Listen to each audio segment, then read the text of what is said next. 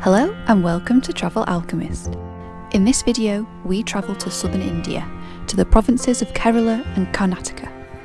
Our trip was in July, at the height of the monsoon season, and according to news reports at the time, these parts of southern India were facing some of the worst monsoon floodings in several decades. We had a full itinerary of 8 weeks planned, but the weather impacted us quite a lot, as you will see. We flew into Cochin International Airport directly from the Maldives, and after passing through immigration swiftly and actually enjoyably, immigration was great, we got a prepaid taxi for just £14 from the airport to Fort Kochi. Entering India was incredible. We'd read and watched a lot about the country, and many people talk about how India is an assault on the senses, and they are not wrong. The colours, sights, smells and sounds are on you right away. It's a crowded, noisy and bustling country, and we couldn't contain our initial fascination as we wound down the roads into Kochi. We walked towards the market areas by the Chinese fishing nets. It was pretty, especially at golden hour, but the beach was littered with plastic. During this monsoon or low season, there weren't many other tourists, and we quickly became the centre of attention, with many people wanting to talk to us. It was a little odd to be so looked at, but most people here were friendly and welcoming. Despite it being monsoon season, one thing I'd always wanted to do was stay on a houseboat floating through the backwaters of Kerala. So a few days before, we booked one for 2 nights, which cost us £100 a night all inclusive. The boat was stunning, with traditional woven reeds and rattan. It was supposed to be shared, big enough for 2 couples, but we ended up being the only ones on.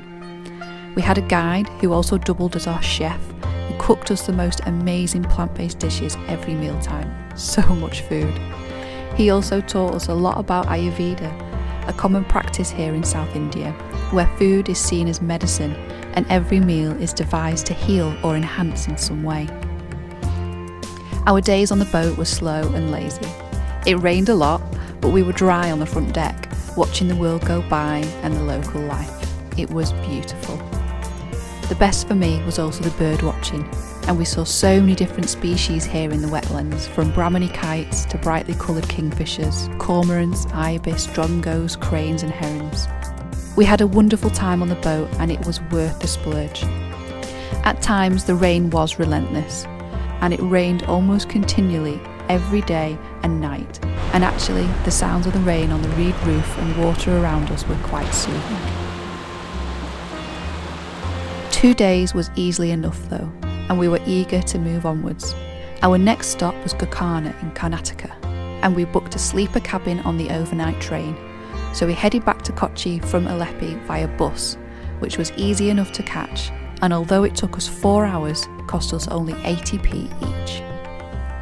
We made the train on time, which was lucky because the time had changed. Apparently there's a monsoon timetable. So although my ticket said 8 p.m, it was actually due to depart at 6 p.m. It was so lucky we got to the station early. We arrived in Gokarna in the small hours and got an auto rickshaw to take us towards Gokarna beach where we were staying. It rained in Gokarna almost continually for 3 days. But actually the weather was beyond just annoying, it was dangerous. The nearby river had actually burst its banks, a local bridge had collapsed, killing a few, and many people were stranded at the nearby national park waiting for recovery. Our room was also flooded and we had to change. Even checking out and leaving was impossible at this point, as all the roads leaving the region were flooded. Whenever the rain did lull, we nipped out to the beach. It was covered in plastic and rubbish. These had been washed up, and even freshwater fish were washed onto the beach, flushed down from neighbouring rivers. We helped collect them and add them to freshwater buckets, poor things. We just sat and waited it out. 3 days later, the rains eased marginally, and we were finally able to leave. Initially, our plan had been to continue our travels via bus and train up India, with the next stop supposed to be Hampi. But the flooding and rains were too bad, we had to rethink our India tour. So, we decided to skip the overland travel and fly up to Delhi. It wasn't raining as much, but it was in the midst of a heatwave. Still, from Delhi we could decide what to do next, whether to leave India altogether or maybe to visit Leh in Ladakh. Unless you're chasing the experience of being caught in a real monsoon, this area of India is not somewhere to travel in summer. We learned this the hard way. Have you been to South India in monsoon? What was your experience like?